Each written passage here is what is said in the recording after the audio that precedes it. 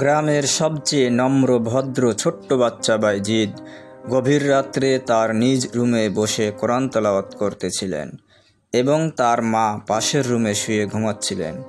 গভীর রাত্রে তার মায়ের ঘুম ভেঙে গেল এবং বাইজিদকে তার মায়ের রুমে ডাক দিলেন। বাইজিদ সঙ্গে সঙ্গে তার মায়ের কাছে দৌড়ে চলে আসলেন এবং তার মাকে জিজ্ঞেস করলেন, কি হয়েছে আম্মা? তখন তার মা তাকে বলল, আমার অনেক তৃষ্ণা পেয়েছে, তুমি কি আমাকে পানি খাওয়াতে পারবে বাবা? বাইজিদ বলল, একটু অপেক্ষা করো আম্মা, আমি পানি নিয়ে আসতেছি। বাইজিদ সঙ্গে সঙ্গে পানি নিতে গেলেন, কিন্তু কলসে কোনো প্রকার পানি নেই। ছোট্ট বাচ্চা বাইজিদ চিন্তায় পড়ে গেলেন, এমতো অবস্থায় কি করবেন? এই গভীর রাত্রে সে কোথায় পানি পাবেন? রাত অনেক, চারদিক থেকে ভয়ঙ্কর পোকার আওয়াজ এবং শিয়ালের ডাক তার কানে আসে। বুকের ভিতর ভয় কাজ করে, কিন্তু তার মায়ের কথা তো সে অমান্য করতে পারে না।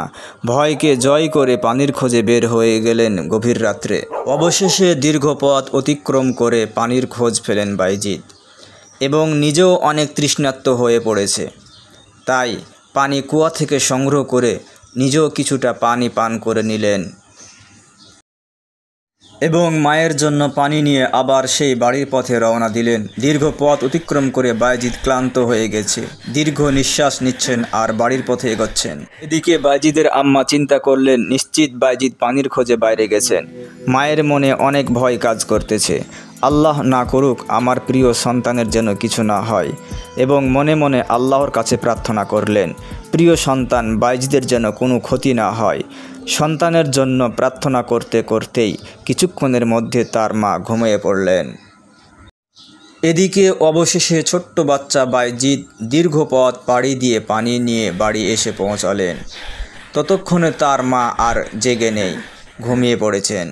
বাইজিদ চিন্তা করলেন এমতো অবস্থায় তার মাকে ডাক দিবেন, কিন্তু ছোট্ট বাচ্চা বাইজিদ চিন্তা করলেন আম্মু তো সারাদিন অনেক পরিশ্রম করে, এখন যদি ডাক দেই আম্মুর ঘুম ভেঙে যাবে, আম্মু অনেক কষ্ট পাবে। এই কথা চিন্তা করে পানির গ্লাস হাতে নিয়ে মায়ের পাশে দাঁড়িয়ে রইলেন ছোট্ট বাচ্চা বাইজিদ।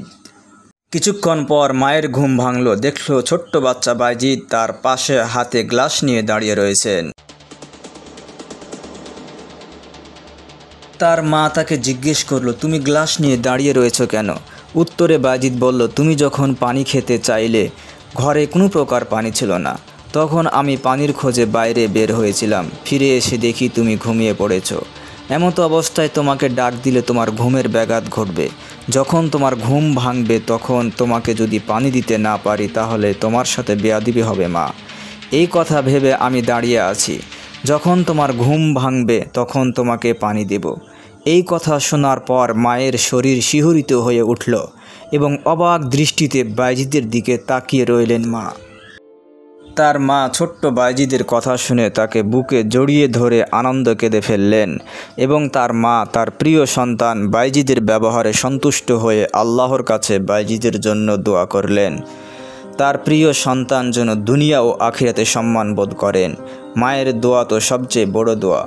বন্দুকের গুলি মিস হবে, কিন্তু মায়ের দোয়া কখনো মিস হবে না। বাইজিদ বড় হলেন এবং গ্রামের সবচাইতে সম্মানিত এবং মর্যাদাপূর্ণ ব্যক্তি হলেন।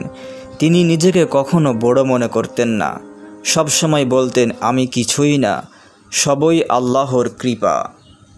ভিডিওটি ভালো লাগলে অবশ্যই একটি লাইক এবং সাবস্ক্রাইব করে আমাদের পাশে থাকবেন। এরকম যেন আরও সুন্দর সুন্দর গল্পের ভিডিও নিয়ে আপনাদের সামনে হাজির হতে পারি। খোদা হাফেজ।